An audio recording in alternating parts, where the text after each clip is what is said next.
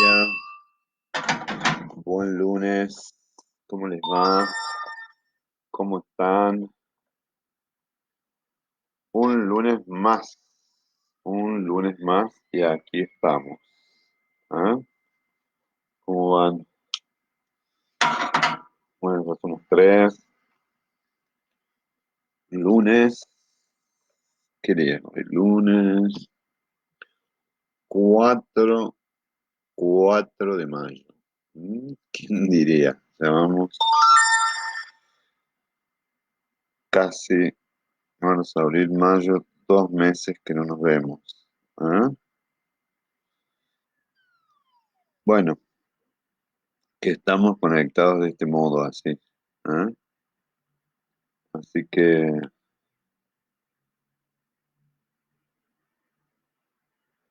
estamos acá intentando, ¿ah? Estar juntos. Hoy vamos a tener la clase de cine y psicología. ¿Ah? Mi nombre es Andrés Urrutia.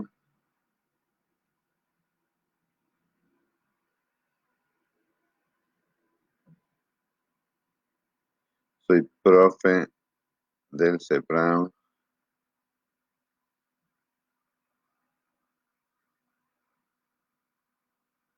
¿Ah? Profesor de la Universidad Nacional de Córdoba y de la Universidad Católica de Córdoba.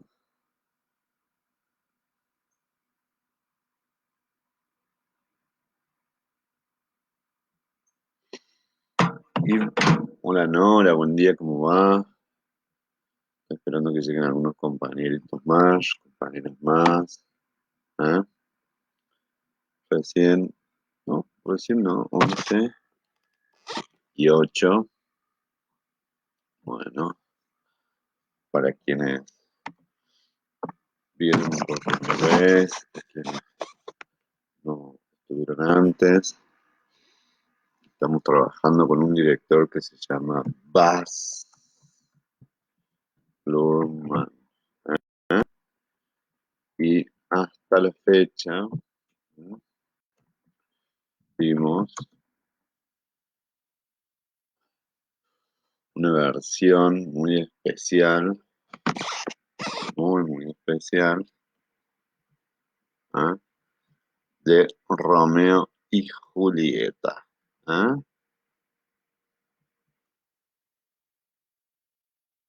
9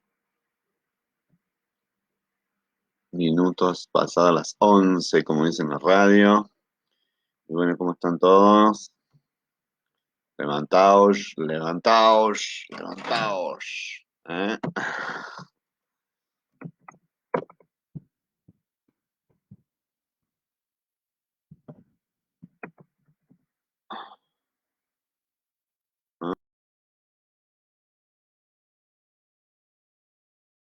¿Cómo va?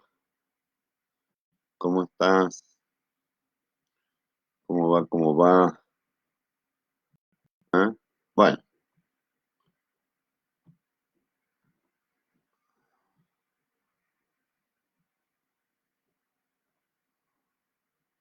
¿cómo les va?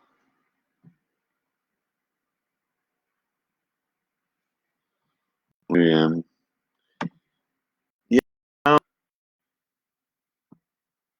ya directamente, ¿m?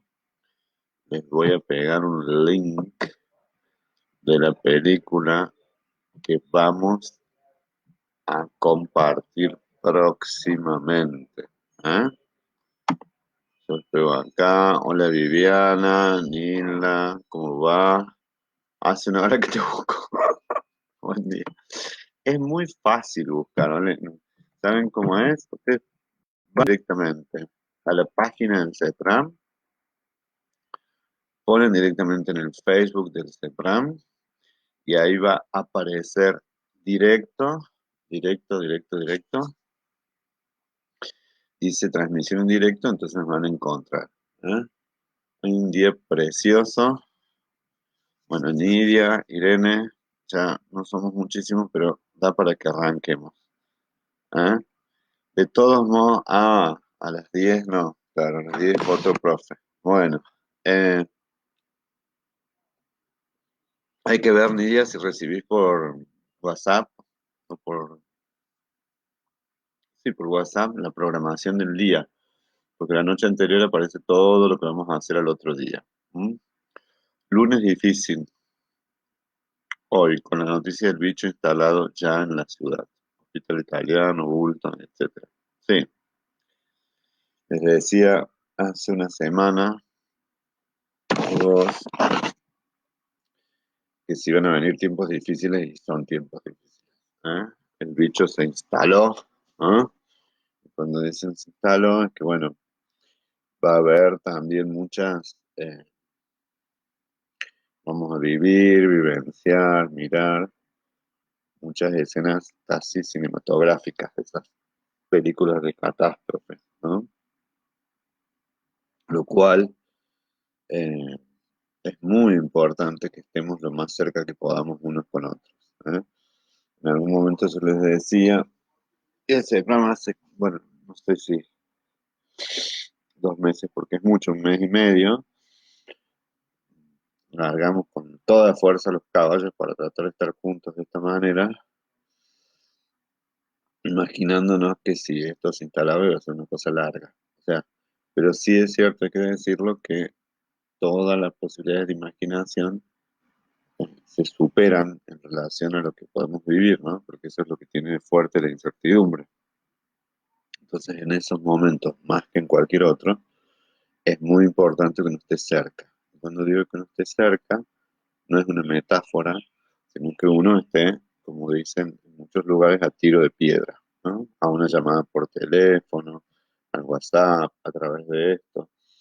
Les decía, no puedo como otros profes estar llamándolos a todos y a cada uno, pero sí saben, de hecho tenemos un grupo de WhatsApp, mis estudiantes, que ahí está a disposición, así que cuando se sientan angustiados, cuando estén tristes, me llaman, y también recurrir, si es necesario, al acompañamiento telefónico mayores, que pongo acá también, eh, pongo el teléfono, ¿sí? Les decía, porque por ahí pueden encontrar a alguien que se encuentre de esa manera, ¿sí? Y sienta la necesidad de estar acompañado, ¿no? El teléfono es 351 eh, 7863 012, ¿no? Este es el teléfono del acompañamiento telefónico mayor. Bueno, buen y tardío lunes. Me costó llegar el lunes. Nos gusta, ¿no? Es lunes. Bueno, les vuelvo a pegar por las dudas, ¿eh? Este link, ¿m? Que es eh, con la película con la que vamos a seguir. ¿M? Sí estaría bueno que ustedes ya, por ejemplo, en los grupos en los que estamos, como por ejemplo el mismo grupo de Facebook de Cine y Psicología, sería muy bueno que lo copien, que lo puedan poner.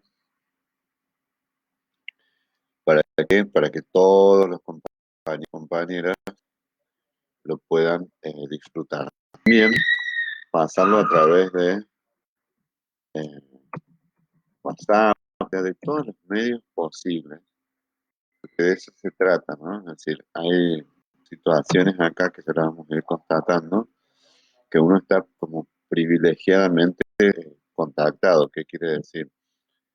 Tiene una posibilidad excepcional de estar con otros a través de múltiples, eh, a través de múltiples estrategias, ¿no? Digo, eh, por ejemplo, a través de WhatsApp, a través de Facebook, de lo que sea, ¿no? Entonces uno se va súper conectando, pero hay que pensar que en eso es como una caravana larga, esas caravanas que cruzaban el oeste, en las cuales muchas veces es difícil, es difícil seguir conectados porque es una caravana que va largo y va en momentos de, casi diríamos, de difícil.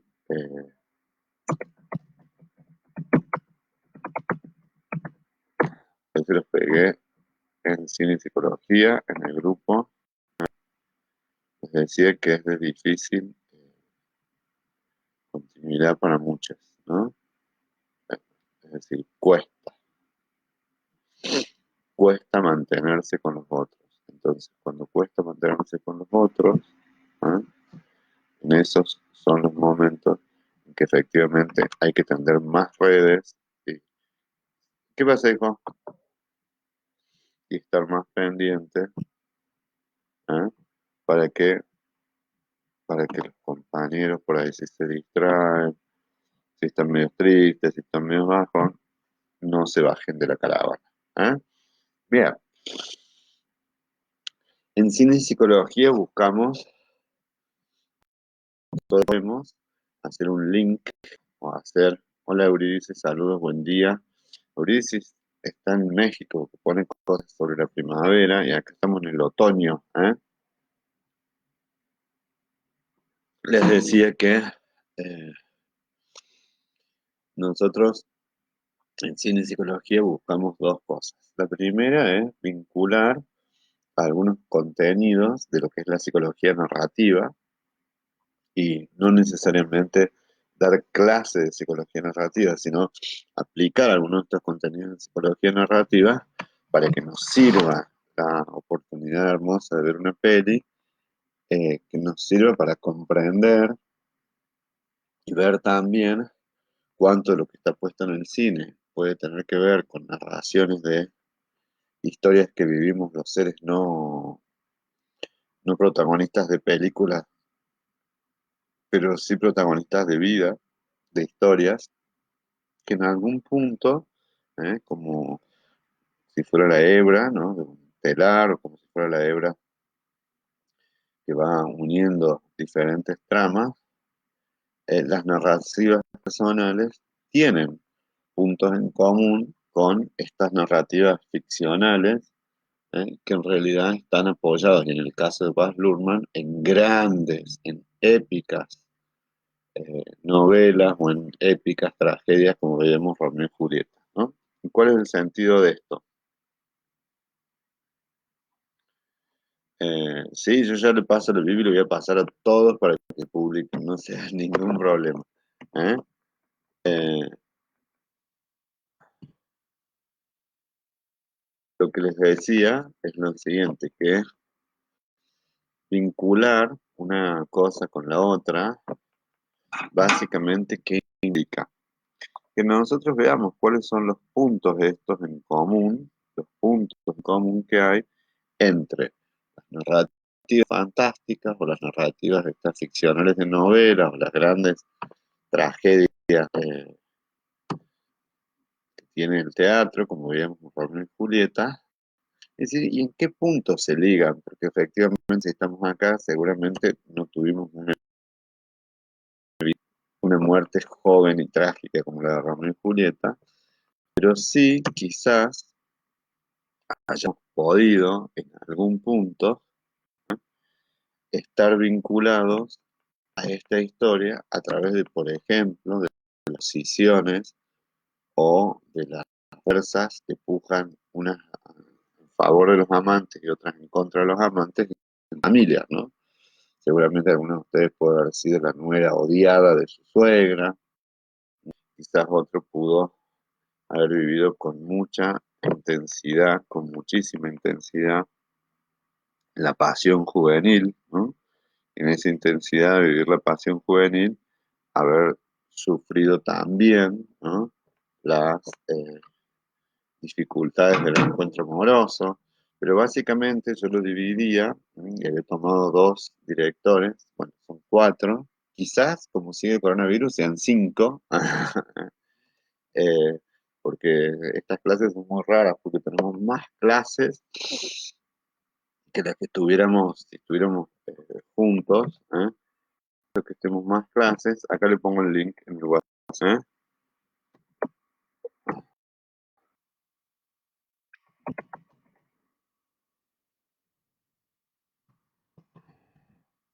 Decía que eh, la característica de esto, hola Inés, ¿cómo va? Es que nosotros al vincular estas películas con nuestras historias, la idea es aprender algo de esto, o sea, ver qué cosas nos va diciendo el cine, qué puede decirnos de nosotros mismos, qué puede decirnos del tema que estamos abordando, ¿no? Entonces, hayamos tenido conciencia de esto o no, las primeras cuestiones que nosotros abordamos fue la relación entre dos cosas tan literarias y tan psicológicas como el amor y la muerte, ¿no? Eh, Al inicio empezamos tomando un director, que para mí es como el director de la ternura, ¿no? Y que vimos la del perrito, la de Hachi, vimos también Quien ama a Gilbert Grape, si no me equivoco, y además de ver eh, Quien ama a Gilbert Grape, ¿eh?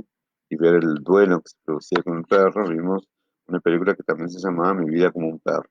En todos los casos lo que vimos era cómo el duelo y la forma que nosotros comenzamos un duelo, lo que ignoramos, aquello que se queda en nuestro psiquismo, pero para eso necesitó haberlo habitado relacionalmente, o sea, haber tenido un vínculo con esa persona y después, por una pérdida, apropiárnoslo, es una forma también de conocer qué es lo que se está jugando o cómo se está jugando esa relación amorosa, cómo se jugaba.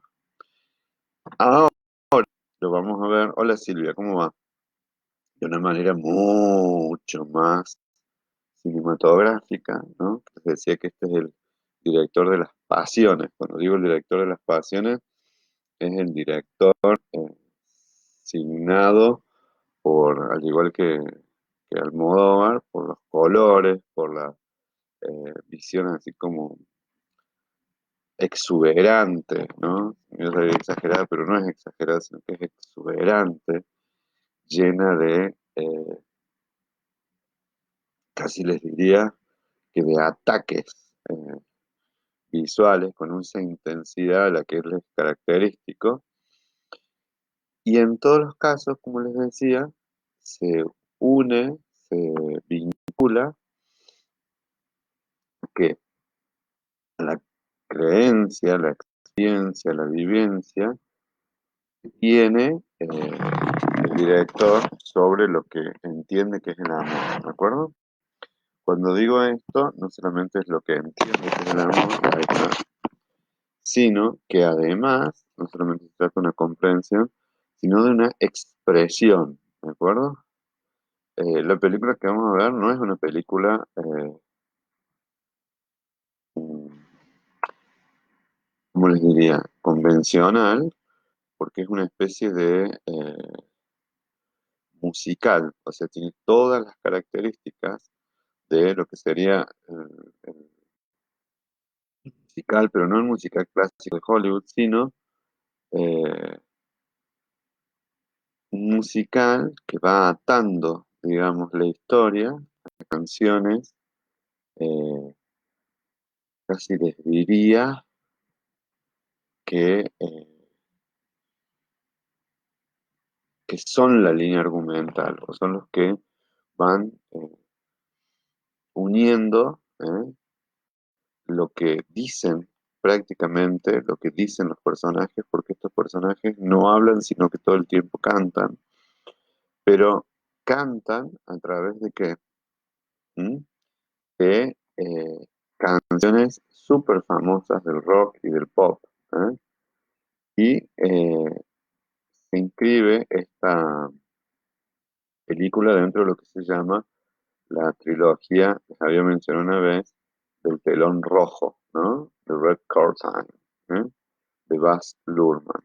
Y ¿por qué se llama así? Porque efectivamente está compuesta, ¿m?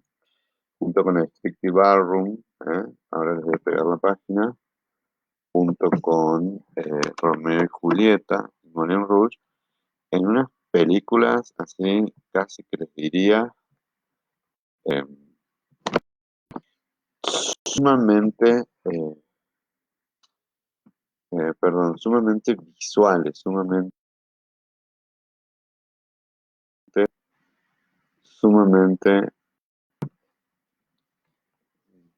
intensas, entendiendo que en sí es un modo de mostrar y es un modo ¿eh? de sugerir cómo se vivencia esto. ¿Mm? En Moulin Rouge, ¿no? Y esta es nuestra clase como introductoria, ¿mm? Hay como dos o tres cosas que nos interesan mucho. Primero, la construcción, y esto es muy importante lo que les diría. ¿Mm? Eh, la construcción de qué? De los personajes, ¿mm? Pero mostrados más como los mostraría el teatro. Entonces, cuando digo la construcción de los personajes, que nos metemos estrictamente en la ficción, en la novela, donde nos va a ser mucho más difícil identificarnos con esos personajes, porque, eh, porque hay algo que es muy importante en estas obras, en donde eh, hay como capas juxtapuestas una sobre la otra, donde en algún punto, por ejemplo, uno puede llegar a ver que hay mucho del mito de Orfeo. Seguramente ustedes conocen a Orfeo. ¿M? Es un héroe, bueno, griego que a Eurídice la busca, digamos, en los infiernos, en el Hades. ¿Y con qué consigue calmar a las furias? Con la música, ¿no? A las furias y a las Ménades, y suscitar la compasión de Perséfone. Perséfone es la esposa de Hades, ¿no? Eh, ¿Para qué? Para que permita que los amantes se salgan del infierno, y entonces él, digamos, en este caso Orfeo, Heracles también pudo bajar al Hades. Entonces hay un mito que está detrás, es un mito que sostiene la narración y que en realidad es como universal, ¿no? Y donde está el sacrificio y el tal héroe en el que se propone una gesta que supera ampliamente la condición humana, lo mete, en este caso, que lo mete, en este caso, en el plano de las narrativas míticas, pero además que lo pone al lado de las deidades, aunque las deidades tengan que ver con la tragedia, ¿no? Eh, ese mito que está detrás, ¿no? Es muy difícil que nosotros lo veamos solamente como una vivencia eh, vinculada a la experiencia amorosa, sino más bien como las narraciones prototípicas y arquetípicas de las historias de amor mayúsculas. En ese sentido se emparenta lo de Romeo y Julieta, ¿no? Entonces acá quizás nos quepa aprender algo de lo cual estamos entrando, que así como vimos algo que tenía que ver con los duelos y el amor, ahora estamos viendo con el amor y lo imposible, ¿no? O sea, el amor exaltado o sublimado, por eso hay tanta impostación, por eso hay tanto color rojo, por eso hay tantas canciones, ¿no? En la cual los protagonistas lo que hacen es exaltar la experiencia amorosa, más que, mucho más que la cotidianeidad, o las dificultades, en la vida amorosa, ¿no? Eh, bueno, son dos personajes, el del héroe, nuestro héroe es Christian, y el infierno, acá no sería el infierno de Hades, ¿no? No hay una laguna Estigia, pero sí es un lugar que es aparentemente sórdido, donde no hay lugar para los sentimientos y la idealización del amor, sino más bien para un amor prostituido, un burdel, el Moulin Rouge, ¿no? Es decir, un cabaret, donde efectivamente la protagonista, que en este sería Satine, es la objeto de su amor, un amor imposible por varias razones, ¿no? Entre otras, porque es una cortesana que está como comprometida a un duque, la típica de las historias de amor, ¿eh?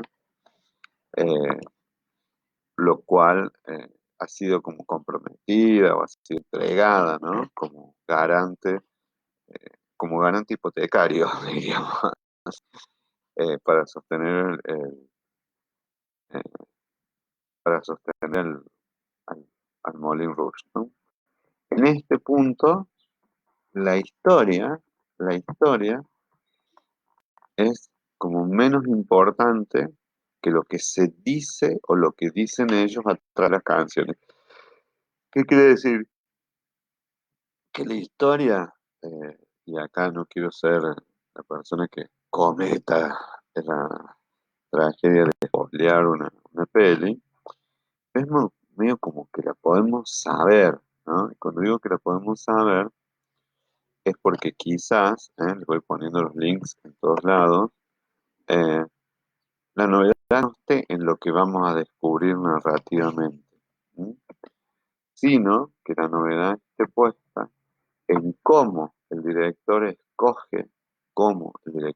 escoge contar la relación entre los amantes.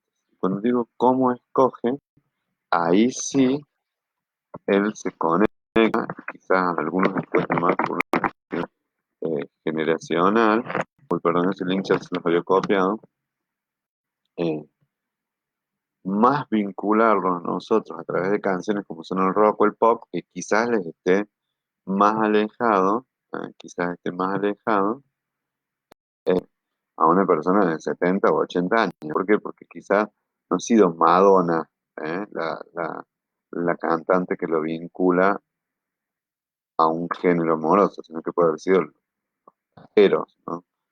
Eh, o Estela Raval, no sé. Bueno, entonces hay una cuestión también de géneros musicales. ¿Sí? En esa combinación de géneros, lo que les decía, es como que el director va construyendo algo que es muy bonito, que es esto que les digo, como si fueran capas geológicas, ¿no? Donde quizás al final de esa capa, muy por el final de esa capa, se encuentra el mito de Orfeo, ¿no? Pero puede que yo ni siquiera conozca el, el mito de Orfeo, puede que ni siquiera tenga idea, ¿no? Entonces, no, ¿para qué sirve entonces conocer el mito? Para que nos dé una estructura, ¿no? Entonces, si yo digo que el mito de Orfeo nos da una estructura, esa estructura, lo que supone es que detrás de esa estructura hay una historia que se cuenta, digamos, basada en, seguramente, esta sí la conocen más, ¿sí?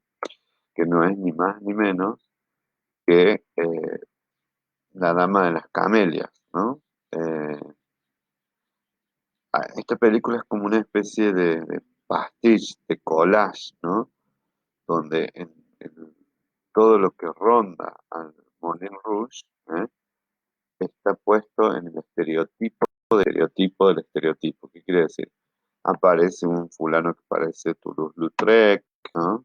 Aparece una ambientación eh, sumamente, ¿cómo les diría? Sumamente confusa, porque bien podría ser finales del siglo XIX o sabiendo que puede ser eh, una cosa más sórdida de esta época. ¿Sí? Entonces, eh, hay mucha de esta película que está puesta, como les decía, en las capas del mito, en las capas ¿sí? de la Dama de las Camelias. Es muy posible también que ustedes se encuentren como atacados, ¿eh? Visualmente. ¿Qué quiere decir este ataque visual? Este ataque visual es como que el director no se priva ¿eh? En ningún caso de que de casi diría que sería como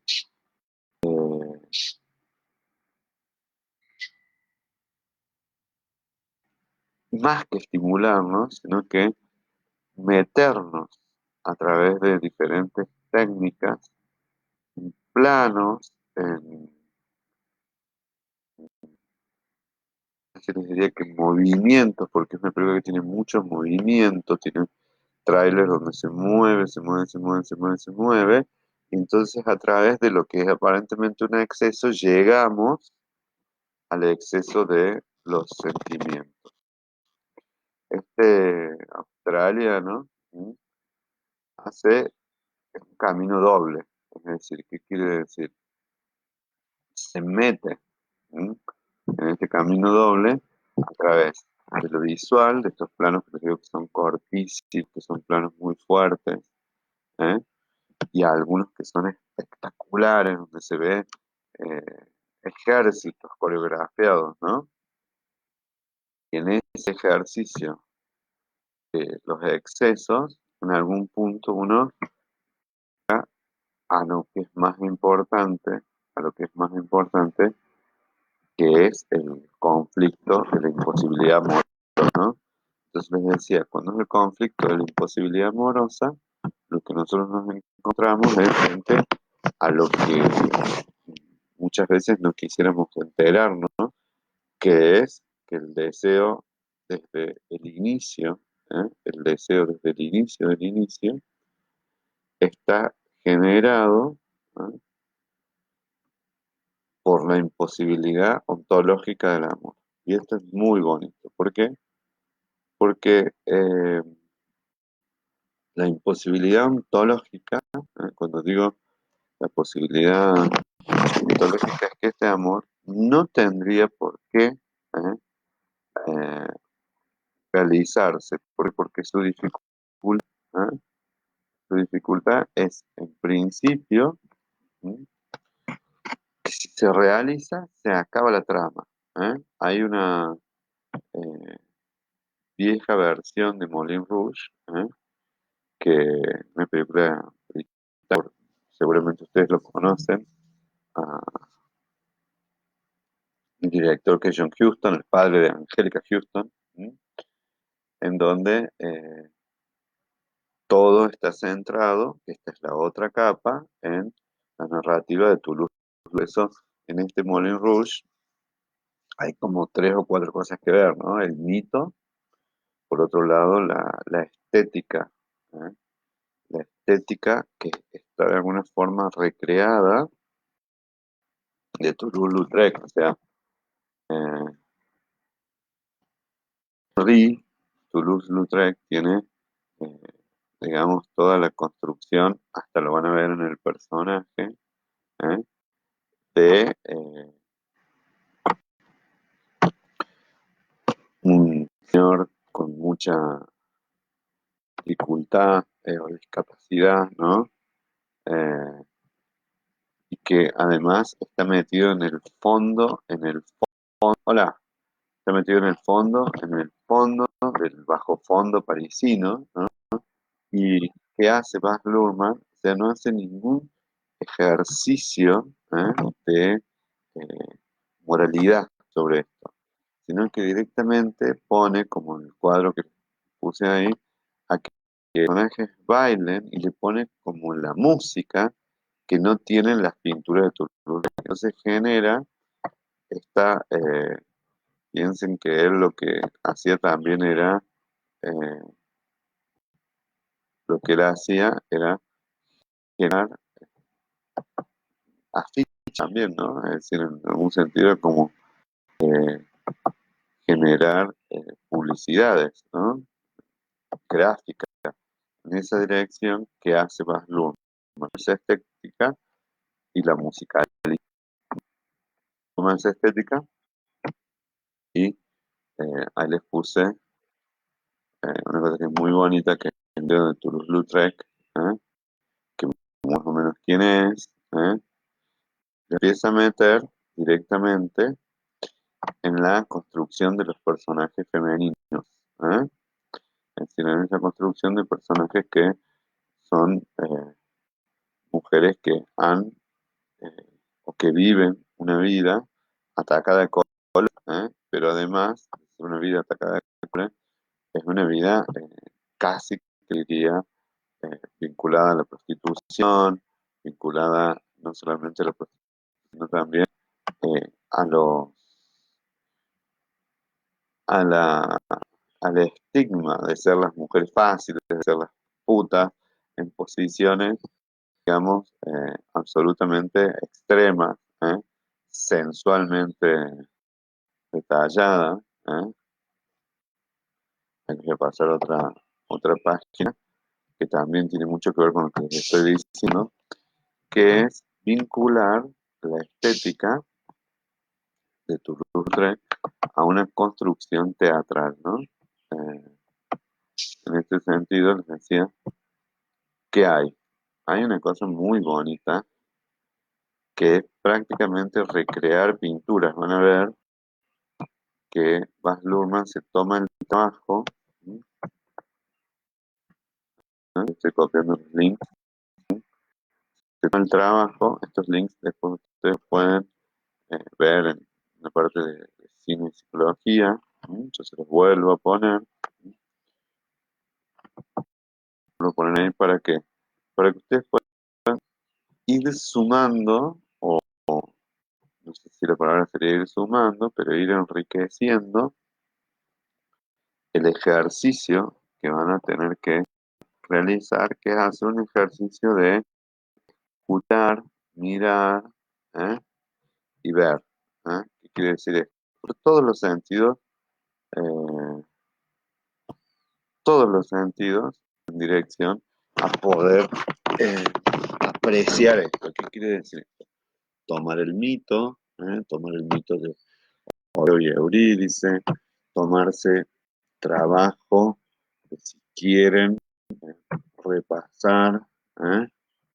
Enterarse quién fue el personaje de las camelias, ¿no? Cuando digo esto, es que tomemos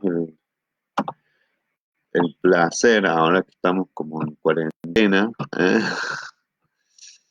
De que indagar, además de indagar, de buscar bien otras fuentes de información que ahora ya no son los aportes que seguramente cada uno está viendo desde la clase, sino que son en este momento situaciones tan bonitas como decir, bueno, a ver, ¿cómo es el museo de Toulouse-Lautrec?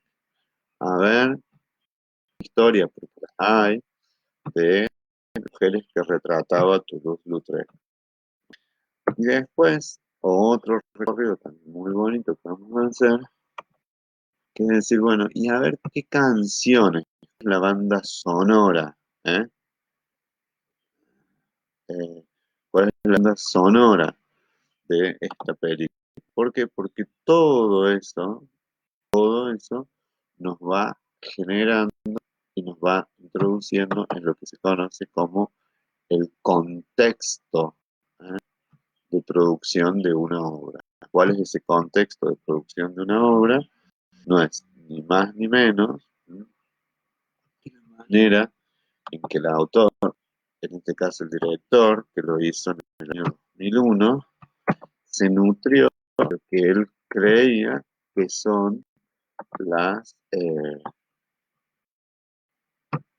fuentes más importantes que referencian su obra, que son cuáles son las influencias que él tiene para decir, bueno, esto me llevó a, que cuando digo esto me llevó a esto, estoy mirando, tiene su fuente, así como en algún momento descubrimos Almodóvar, que por ahí conocían poco, o no tenía idea cuánto construcción barroca, porque me parecía que fueron caprichosas de- del señor Almodóvar. Acá no hay capricho, sino que más bien es como una especie de arquitectura, de una decoración súper barroca. Hay mucho puesto, en esto que les decía, eh, los colores, ¿eh? canciones, lo que decía, empezar a indagar y por ahí descubrir, ¿no? De por qué hay canciones de Madonna, o por qué hay canciones como por ejemplo de Elton John, que me parece que es un plus, ¿eh? Que es un plus eh, que, se, que nos permiten, digamos, en este caso sería Baz Luhrmann, también el guionista, creo que es Peterson, no me acuerdo, ¿eh? Eh, y la esposa también con la que él trabajaba, ¿eh? Que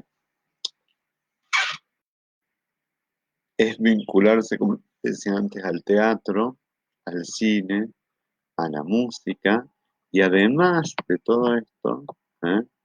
Tener esta, como se les suele llamar, esta experiencia sonora y visual que es meterse en una peli. Entonces, cuando digo, porque acá es meterse en los sonidos, entonces es como todo, ¿no? Puedo conocimiento, puedo tener ningún conocimiento, no hay ningún problema.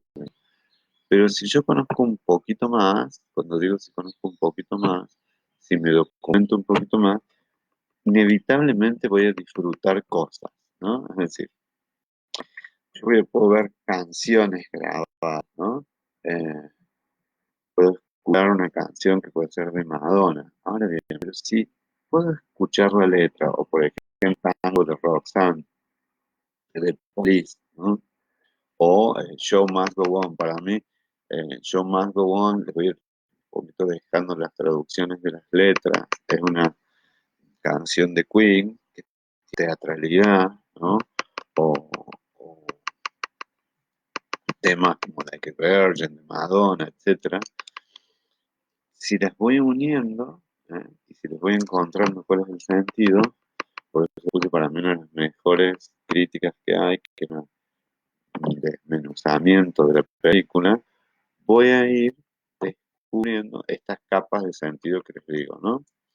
En ese sentido es que una de las experiencias puedo conocer sobre la Dama de las Camelias, puedo conocer sobre el mito de Orfeo y Eurídice, ¿eh? Pero también puede eh, que me adentre en esta cuestión exagerada, exuberante, que es del baile y la canción, ¿no? Control. ¿Sí? Eh, en ese sentido, eh, es una película sumamente emocional. ¿Qué quiero decirles? Es la exageración está al servicio de la expresión de los excesos, ¿no? También hay como dos cosas. La imposibilidad del amor y el amor vivido de manera excesiva en dirección a eso, para no spoilear, porque seguramente no lo han visto todavía, para que ustedes lo vean, se puedan contactar con eso, que es cuáles son tres palabras vinculadas, ¿eh? Vinculadas a qué? A la presentación de lo que para el director es lo más importante de esta historia, son los valores asociados al amor, ¿no? Les decía que estaba Moulin Rouge, la película que fue en el año 1952, que voy a ver si se lo pongo, si encuentro, porque es imperdible también. ¿Eh? Eh, bueno, que es la historia de Toulouse-Lautrec. ¿Eh? Y a ver si está. Sí, sí, esto es una joya, no se la pierda, dedicado acá a Pons, ¿eh? Le voy a dejar todos los vínculos en todos lados. Muchas horas así, ahí, en tiempo de cuarentena, ese sonido que están escuchando detrás de la película, para que ustedes también puedan comparar, porque si hay algo que me parece muy desafiante de Baz Luhrmann, es que no evita él ningún caso ser comparado, sino que busca la comparación. Quiere decir esto, que ¿eh? meterse de alguna forma en la recreación. Por eso de paso vamos a poder aprender muchísimo sobre esta película de John Huston, sobre la biografía de Toulouse-Lautrec, ¿no? Vamos a poder ver también las pinturas en escena, me parece algo muy bonito, muy bonito. ¿Eh? Entonces, eh, les pongo acá también, les decía que les pongo acá también, eh, me que tiene la historia de Henry Toulouse-Lautrec, me parece, están escuchando, entonces, bien, la clave es para llenarnos y llenarlas de tareas, ¿eh? Es decir, que tengan ustedes la posibilidad de disfrutar, sumarse a ver estos documentales, a ver de qué trata todo, ¿eh? ¿Para qué? Para que vayamos generando una idea del contexto en el cual se da la película, las fuentes, que me parece muy buena, y además una para divertirlo, que se los dejo como eh, una joyita, es ni más ni menos famosísimo Can Can. Can Can, ¿se acuerdan? Tananana, ahí lo escucharon, ¿eh? Porque es tono musical de la película.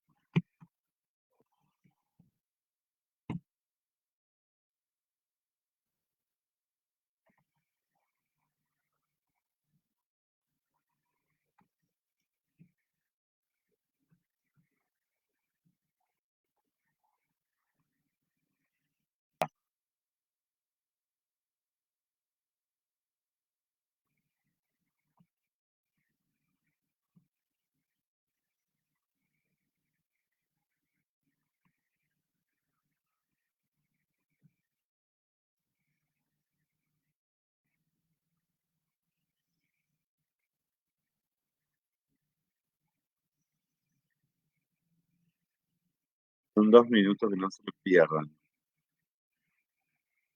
1952.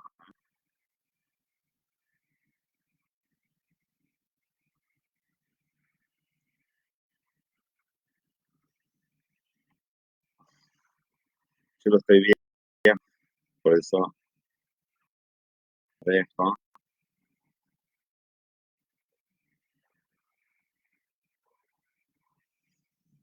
porque ese es el tono, ¿eh? Hoy resulta muy tapado todo, pero piensen que para la época en las cuales se bailaba eran como explicitaciones brutales, ¿eh? De la femenina, ¿eh? Dejan el mediodía para que ustedes lo disfruten. Claro, vamos a por- que se queden con los cajas.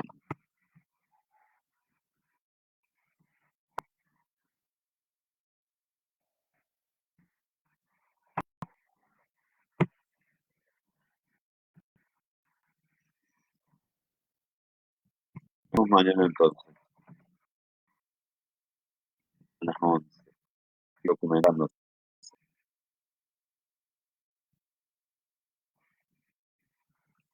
Besos.